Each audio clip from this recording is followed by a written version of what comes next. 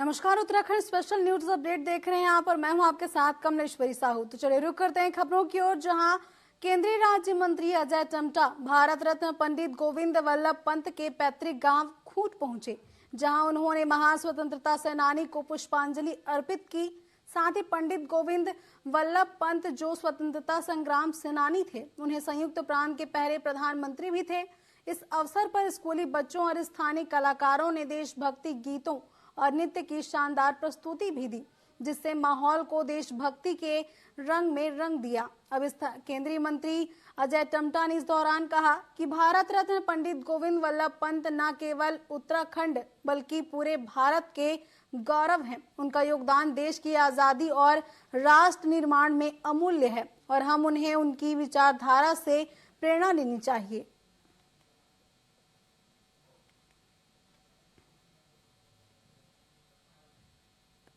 पंडित गोविंद वल्लभ पंत जी की इस जन्मस्थली में आज के जयंती के शुभ अवसर पर हम सभी लोग उनको याद करते हैं और हम सबका बहुत बड़ा गर्व है कि भारत की स्वतंत्रता के लिए जिन्होंने अपना बहुत महत्वपूर्ण योगदान दिया और भारत की जो पहली सरकार बनने के बाद लगातार जो उनके प्रयास पूरे देश भर के लिए रहे, वो अपने आप में एक अनुकरणीय है।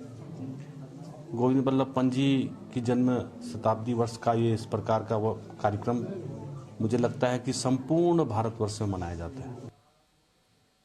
भाजपा का सदस्यता अभियान बहुत जोरों शोरों से चल रहा है। अब इस कार्यक्रम में और तेजी लाने के लिए उत्तराखंड भाजपा के प्रदेश अध्यक्ष मितेंद्र भट्ट ने एक पोस्टर लॉन्च किया है। इस पोस्टर में केंद्र सरकार और राज्य सरकार की उपलब्धियों को अंकित किया गया है। अब तक उत्तराखंड में 2,39,000 सदस्य भाजपा के सदस्यता ग्रहण कर चुके हैं। साथ ही भाजपा प्रदेश अध्यक्ष ने बताया कि उनकी पार्टी के कार्यकर्ता घर घर जाकर मोबाइल के माध्यम से सदस्य बनाकर इस सदस्यता अभियान को और आगे बढ़ाने का काम कर रहे हैं। इसके साथ ही फॉर्म के माध्यम से सदस्यता लेने वाले सदस्यों को रसीद भी दी जा रही है।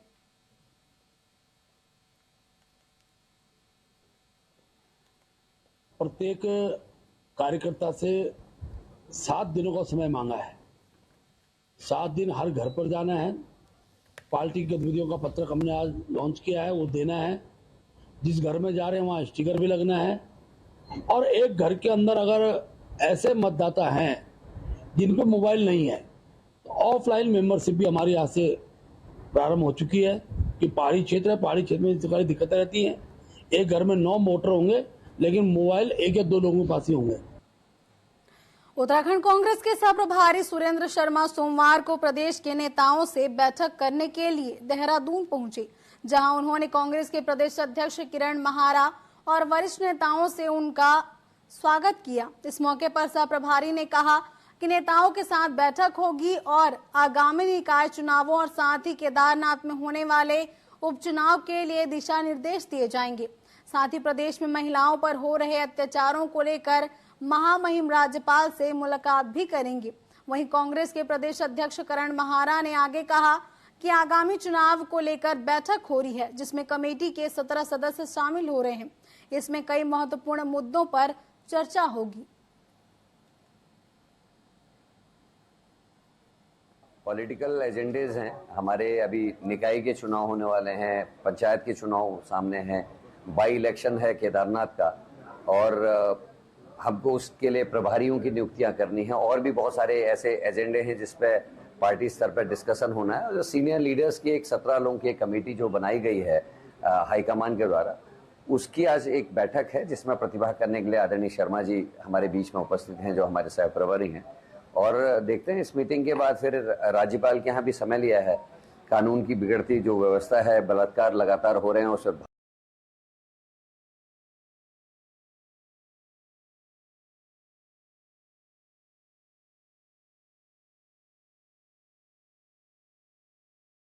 भारतीय जनता के यहाँ ज्ञापन भी हम लोग देंगे। सारे सीनियर्स उस ज्ञापन देने के कार्यक्रम में भी रहेंगे। तो यही आज का दिन का एजेंडा है। प्रदेश में मानसून सीजन की बारिश खत्म होने के बाद से लगातार डेंगू, मलेरिया जैसे मच्छर जनित रोगों का खतरा और ज्यादा बढ़ गया है, जहां जिले में अब तक 7 मामले दर्ज किए जा चुके हैं। वहीं नगर निगम और स्वास्थ्य विभाग दोनों अपनी अपनी टीमों के माध्यम से घर घर में जागरूकता के साथ लार्वा नष्ट करने का कार्य कर रही है। जहां डीएम सचिन बंसल ने कहा कि डेंगू के प्रभावी रोकथाम व निवारण के लिए टीम घर घर जारी है।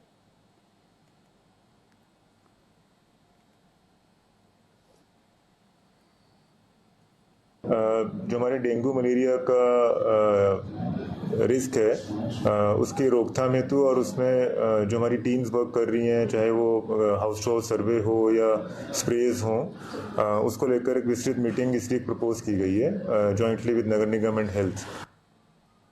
रामनगर में वन भूमि से हटाए जाने को लेकर दर्जनों ग्रामीण विधायक दीवान सिंह बिष्ट के कार्यालय के बाहर घेराव कर रहे हैं। आपको बता दें कि ग्राम पुछड़ी में बसे हुए ग्रामीणों को वन विभाग ने विभाग की भूमि पर अतिक्रमण करने के मामले में ग्रामीणों को नोटिस देकर अतिक्रमण हटाने की चेतावनी दी थी। विभाग की कार्रवाई के विरोध में लगातार ग्रामीण लंबे समय से आंदोलनरत हैं। वहीं मामले में हाईकोर्ट ने वन विभाग को यथास्थिति बनाए रखने के आदेश दिए हैं। सोमवार को भी ग्रामीणों ने विधायक दीवान सिंह के कार्यालय के बाहर घेराव किया और ग्रामीणों का कहना है कि उत्तराखंड में जो लोग जहां बसे हैं उन्हें वहीं से न हटाया जाए। मांगे पूरी नहीं होने पर ग्रामीणों ने उग्र आंदोलन की भी चेतावनी दी है।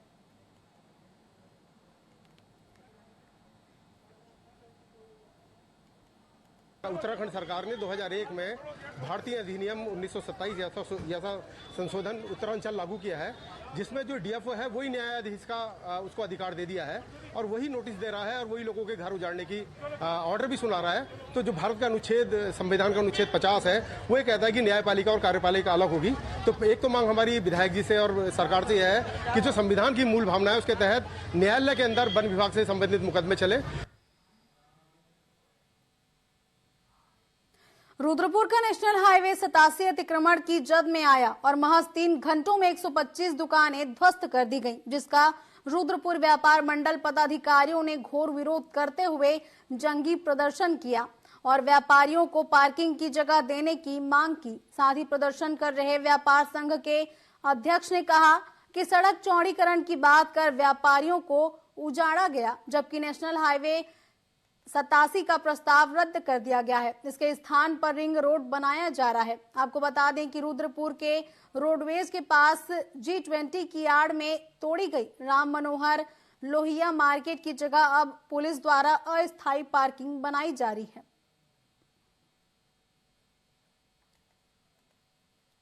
बस अड्डे के सामने जो हमारे दुकानदार थे, जो 50 वर्षों से ज्यादा समय से इन दुकानों पर रहकर अपना व्यवसाय कर रहे थे, अपने घर का भरण पोषण कर रहे थे, 17 मार्च को एक अधिकारी के शय पर इन सारे दुकानदारों को तोड़ दिया गया।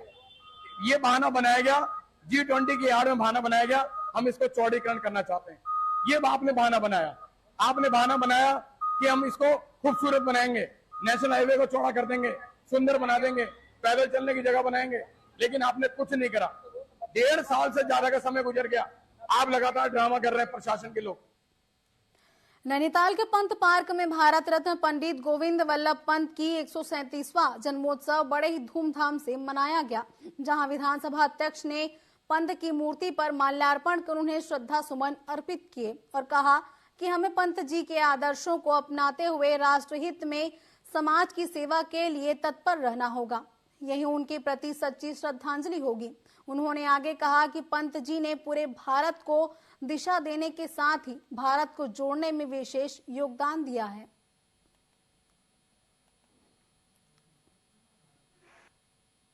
आज हम सब 137वां जन्मदिन मनाने के लिए हम लोग सब नैनीताल में आज हम लोग पहुंचे हैं। मुझे बहुत प्रसन्नता है कि ऐसी शख्सियत जिसने केवल उत्तराखंड नहीं पूरे भारत को दिशा देने का कार्य किया है, उनके जन्म अवसर पर मुझे यहाँ पर बुलाया गया और मैं यहाँ पर पहुंची हूँ। प्रेरणा स्रोत है हमारे लिए, चाहे बच्चों के लिए हो, चाहे हम राजनेताओं के लिए हो, चाहे एज अ ह्यूमन बीइंग हो। आपने देखा होगा बहुत ही ईमानदार वकील के तौर पर उन्होंने देश में सेवा दी। लालकुआं में पंडित गोविंद वल्लभ पंत के 137वीं जयंती क्षेत्र में धूमधाम से मनाई गई। इस अवसर पर अंबेडकर पार्क में आयोजित पंत जयंती समारोह में प्रदेश के पूर्व शिक्षा मंत्री गोविंद सिंह बिष्ट ने उनके चित्र पर श्रद्धा सुमन अर्पित करते हुए पंत जी के बताए मार्ग पर चलने का आह्वान किया और विभिन्न स्कूलों के बच्चों ने सांस्कृतिक कार्यक्रम भी इस दौरान प्रस्तुत किए।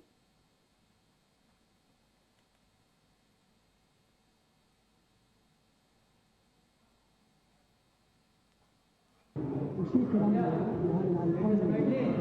पूरे समाज के लोगों में बच्चों में कार्यक्रम किया गया।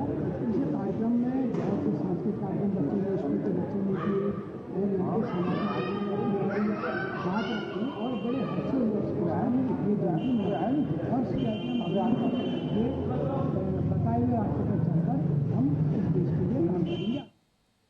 अब खबर पौड़ी जिले से, जहां जिले में कोट ब्लॉक के कटूट गांव में एक मादा गुलदार बंद मकान में जा घुसा, जिससे ग्रामीणों में अफरा तफरी मच गई। वहीं गुलदार को पकड़ने के लिए मौके पर पहुंची वन विभाग की टीम ने करीब 7 घंटे की कड़ी मशक्कत के बाद गुलदार को ट्रैंकुलाइज कर उसका सुरक्षित रेस्क्यू किया, जिसके बाद ग्रामीणों ने राहत की सांस ली। वहीं वन विभाग की टीम ने मादा गुलदार को नागदेव रेंज लाए, जहां पशु चिकित्सकों की टीम उसका स्वास्थ्य परीक्षण करेगी। बताया जा रहा है कि गुलदार चोटिल होने के बाद अपने छिपने के लिए सुरक्षित स्थान खोज रही थी।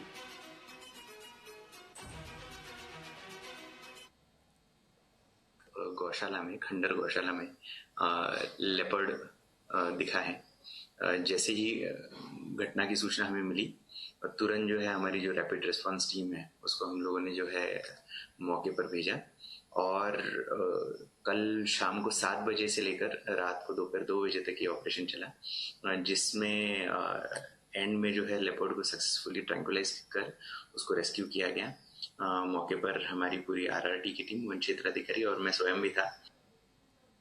चमोली जिले के सुदूरवर्ती अटल उत्कृष्ट जीआईसी कोटिल में शिक्षकों की नियुक्ति की मांग को लेकर ग्रामीणों का धरना सोमवार को 8वें दिन भी जारी रहा, लेकिन आंदोलनकारियों के बीच आज तक शिक्षा महकमे के कोई भी अधिकारी और कर्मचारी नहीं पहुंचे, जिससे ग्रामीणों में शासन प्रशासन के खिलाफ रोष लगातार बढ़ता जा रहा है। उनका कहना है कि सरकार ने अटल बिहारी वाजपेयी के नाम पर स्कूल का नाम रखकर शिक्षकों की व्यवस्था नहीं की, ये घोर लापरवाही है। अटल बिहारी वाजपेयी के नाम को ही बदनाम किया जा रहा है। जो अध्यापकों का यहाँ से स्थानांतरण हुआ है, उनके स्थान पर प्रतिस्थानी न आने के वजह से सारे इंटर कॉलेज में हमारे यहाँ पर केवल 3 अध्यापकों के, मात्र 3 अध्यापकों के ही से इंटर कॉलेज का पठन पाठन कार्य चल रहा है, जिससे कि सारे बच्चों का व्यवधान और पठन पाठन में व्यवधान हो रहा है।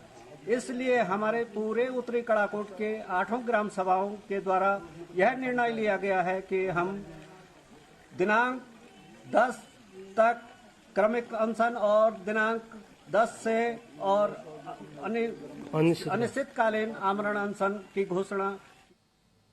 शराब माफियाओं के हौसले इतने बुलंद हैं कि रात को दुकान बंद करने के बाद भी छोटी खिड़की से शराब बेचने का खेल किया जा रहा है। रुड़की में ऐसी शराब की दुकान है जहां रात को दुकान बंद होते ही छोटी खिड़की खुल जाती है और ओवर रेटिंग के साथ ही शराब को बेचा जाता है। सेल्समैन खिलाड़ी खिड़की से शराब मनमाने दामों पर बेचते हैं, जिसे प्रशासन की मुस्तैदी के दावों के बीच शराब ठेकों पर धड़ल्ले से रात दिन शराब बेची जा रही है।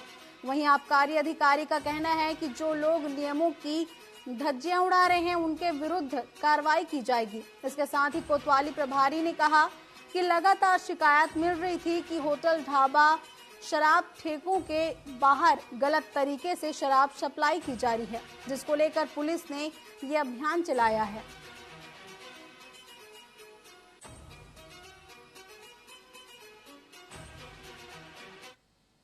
ये ऐसा ना बार बार शिकायत मिली थी, कुछ लोग यहाँ पर होटल, ढाबे, इनमें शराब बैठ के शराब पिला रहे थे और ये शराब ठेके के बाहर लोग मतलब गलत रूप से शराब पीते। तो आज वहाँ अभियान चलाया गया, लगातार अभियान चलता है। तो आज हमने वहाँ लगभग 30 लोग हमको मिले हैं, उनको लाया, उनके खिलाफ विधिक कार्रवाई की जा रही है। सर, इस तरह की कार्रवाई आगे भी चलती रहेगी? लगातार कंटिन्यू होती रही है और होती आई है, होती रहेगी ऐसी।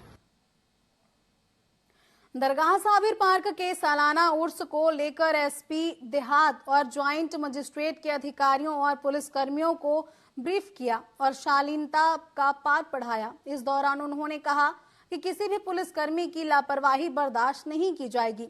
वहीं उस उर्स को लेकर हज हाउस पिरान कलियर में बैठक आयोजित की गई, जिसमें एसपी देहात और ज्वाइंट मजिस्ट्रेट ने कहा कि मेले को 4 जोन और 15 सेक्टरों में बांटा गया है। वहीं अधिकारियों और कर्मियों को लेकर किसी भी प्रकार की अभद्रता करने को सलाह दी है।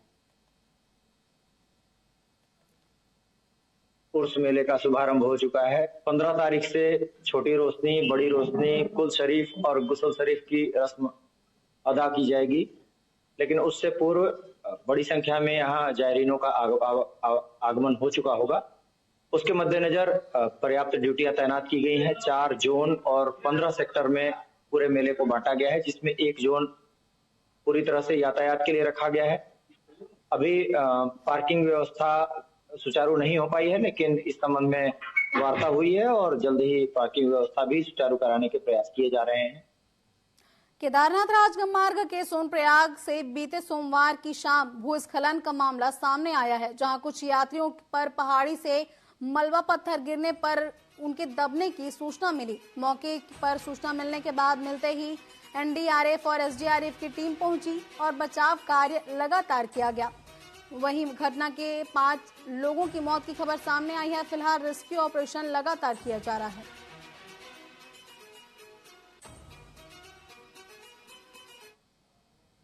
राजमार्ग पर भूस्खलन होने के कारण वहां से गुजर रहे यात्री भूस्खलन की चपेट में आ गए थे। त्वरित रेस्क्यू टीमों द्वारा 3 घायलों व 5 मृतकों को निकाला गया, जिन्हें की आवश्यक कार्रवाई हेतु जिला अस्पताल भेज दिया गया है।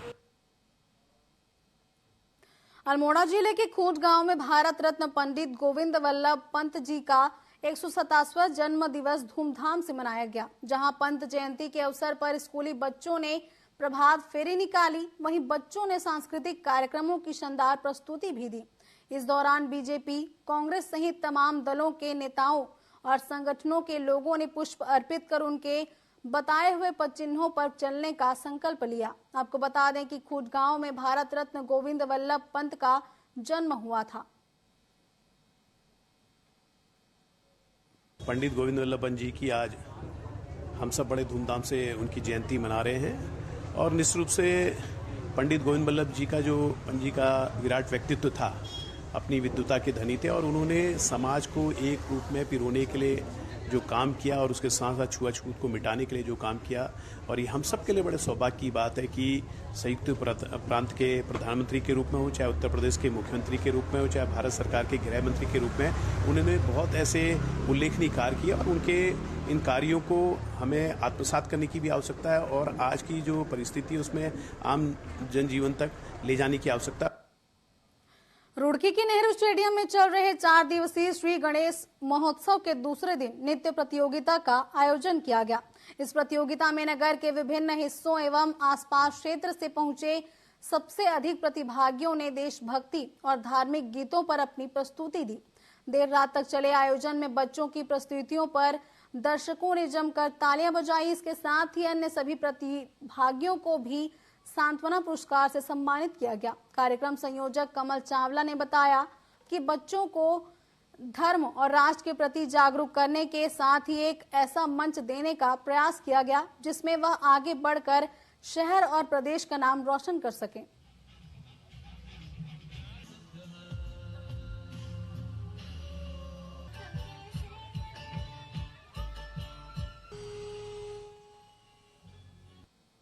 गणपति जी का प्रोग्राम है ये और नोवा प्रोग्राम है। ये हम छोटे छोटे बच्चों के लिए करते हैं। आप देख रहे हैं कितने छोटे छोटे बच्चे, बहुत छोटे छोटे बच्चे इसमें पार्टिसिपेट कर रहे हैं और बहुत अच्छा नृत्य कर रहे हैं, धार्मिक उसमें कर रहे हैं। अभी एक ग्रुप के अंदर आर्मी का ग्रुप था, आपने उनमें भी देखा कितने छोटे छोटे बच्चों ने कितना बढ़िया प्रोग्राम करा। आज बच्चों के डांस हमने 2 दिन का प्रोग्राम रखा है और इसमें हमारे पास 100 के लगभग बच्चों के फॉर्म आए हैं और ये हमारा मेरे ख्याल 30वां चल रहा है।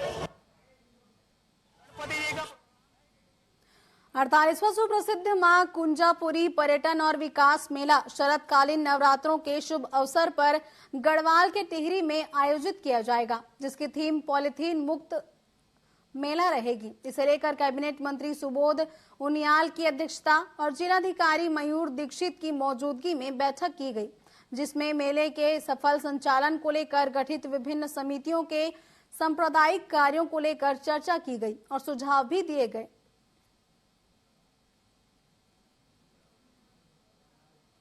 अध्यक्षता में यहाँ पर नगर में बैठक हुई है 48वें कुंजापुरी पर्यटन विकास मेले के संबंध में, और इसमें जैसा कि अभी आपको जानकारी मिली है, क्योंकि अभी नगर पालिका में प्रशासन नियुक्त है, तो सारी जिम्मेदारी जो होगी वो जिलाधिकारी और जिला प्रशासन के साथ होगी, जिसमें कि हमारा जो जिला प्रशासन होगा, समस्त डिपार्टमेंट्स होंगे, वो बेहतरीन तरीके से इस मेले को आयोजित कर सकें, इस बारे में कार्य करेंगे। आने वाले 5 दिन में मैंने सभी डिपार्टमेंट्स को बुलाया कि वो अपनी तैयारियों की पहली बैठक कर लें। नैनीताल में नंदा महोत्सव पर मां नर्मदा सुनंदा की मूर्ति निर्माण के लिए मंगोली में धार्मिक अनुष्ठान के बाद कदली वृक्ष लाए गए, जहां वैष्णो देवी मंदिर में विधिवत पूजा अर्चना के बाद कदली वृक्षों को नगर भ्रमण के बाद नैना देवी मंदिर ले जाया गया। इस दौरान सैकड़ों की संख्या में श्रद्धालु शामिल हुए। अब बताया जा रहा है कि आज से मां नंदा सुनंदा की मूर्तियों का निर्माण भी शुरू किया जाएगा। बहुत उत्साह है वो महिलाओं में। नंदा देवी आ रही है, नंदा देवी महोत्सव में बहुत बड़ा मेला भी लगता है, बहुत ही आनंद आता है। मैया की कृपा रहेगी तो बहुत महिलाएं बढ़ते जाती हैं, ज़्यादा से ज़्यादा संख्या में मेरी महिलाएं आती हैं, बहुत उत्सुक रहती हैं। साल भर के अंदर मैया का इंतजार रहता है और ये सब मैया की कृपा है। मैया की कृपा बनाए रखो। जो है हमारे शहर में आएंगे और हम लोग में काफी उत्साह है और बहुत ज्यादा उत्साह आप लोग देख सकते हैं। चारों तरफ पब्लिक जो है, उससे हमें लग रहा है कि काफी उत्साह है। और 15 तारीख तक जो है हमारे यहाँ मेला चलेगा और इस पूरे दिनों में हमें काफी उत्साह रहता है, सब में काफी उमंग रहती है कि नंदा देवी आ रही है हमारे शहर में और कदली वृक्ष के साथ जो है नंदा देवी आ रही है। लोहाघाट के स्वामी विवेकानंद राजकीय पीजी कॉलेज में अंतर महाविद्यालय की 2 दिवसीय कबड्डी प्रतियोगिता शुरू हो गई है, जिसमें लोहाघाट समेत देवीधुरा, बागेश्वर, कपलकोट, अल्मोड़ा, पिथौरागढ़, द्वाराहाट महाविद्यालयों के 5 दर्जन प्रतिभागी भाग ले रहे हैं। सोमवार को एसडीएम रिंकू बिस्ट ने प्रतियोगिता का शुभारंभ किया। वहीं इस अवसर पर क्रीड़ा अधिकारी लियाकत अली ने कहा कि आज खेल के क्षेत्र में रोजगार और सम्मान की अपार संभावना हो गई है। उनका ये भी कहना था कि फुटबॉल लोहाघाट का लोकप्रिय खेल रहा है। यदि महाविद्यालय मेजबानी के लिए तैयार होगा तो अगले साल यहां फुटबॉल प्रतियोगिता का संचालन भी किया जाएगा। सभी खिलाड़ियों से ये कहेंगे कि प्रतियोगी भावना से खेलें और अपना सर्वश्रेष्ठ प्रदर्शन करें और अपना और अपने स्कूल का नाम रोशन करें और आगे भी इसी तरह भविष्य में आगे बढ़े। कुछ लर्निंग्स यहाँ से सीख के जाएं, जो उनकी आवाज़, खान पान की कुछ कमियाँ रह गई हैं तो यहाँ सारी टीम बहुत अच्छी टीम है, उनको बताएं, वो भी दूर कर दी जाएंगी। लेकिन आपने सर्वश्रेष्ठ जो है प्रदर्शन पर अपना पूरा सभी खिलाड़ी प्रतियोगिता है, इसमें हम विश्वविद्यालय टीम का चयन कर रहे हैं। जो चयनित टीम नॉर्थ जोन अंतर विश्वविद्यालय प्रतियोगिता में प्रतिभाग करने के लिए जाएगी। मुझे आशा है कि जो बच्चे यहाँ से चयनित होंगे वो नॉर्थ जोन में अपना अच्छा प्रदर्शन करेंगे, विश्वविद्यालय का नाम रोशन करेंगे और अच्छे खेल का दिखाकर पूरे भारतवर्ष में हमारा नाम गौरव बढ़ाएंगे। मुख्यमंत्री पुष्कर सिंह धामी ने मंगलवार को मुख्यमंत्री आवास में भारत रत्न पंडित गोविंद बल्लभ पंत की जयंती के अवसर पर उनके चित्र पर श्रद्धा सुमन अर्पित कर उनको श्रद्धांजलि दी। इस अवसर पर सीएम धामी ने कहा कि पंडित गोविंद बल्लभ पंत महान स्वतंत्रता संग्राम सेनानी, देशभक्त, समाज सेवी और कुशल प्रशासक थे। उन्होंने हिंदी को राजभाषा के रूप में प्रतिष्ठित कराने में महत्वपूर्ण भूमिका अदा की। उत्तर प्रदेश के प्रथम मुख्यमंत्री और देश के गृह मंत्री रहते हुए उन्होंने आधुनिक भारत के निर्माण में अहम योगदान दिया।